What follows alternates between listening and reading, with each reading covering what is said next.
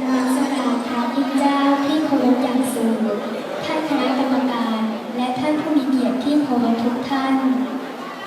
บทเพลงที่จะนำเสนอต่อไปนี้ตรงกับพุทธศาสนาสุภาษิตที่ว่ากัมมุนาวัตติโยโอสัตว์โลกย่อมเป็นไปตามกาลโลกนี้คือโรงละครมนุษย์นิกรเราท่านเกิดมาต่างร่ายรำทำทีท่าไปตามลีลาของบนละครบางครั้งก็เศร้าบางคราวก็สุขบางทีก็ทุกข์หัวอกสะท้อนมีรักมีจากมีจาพอจบละคร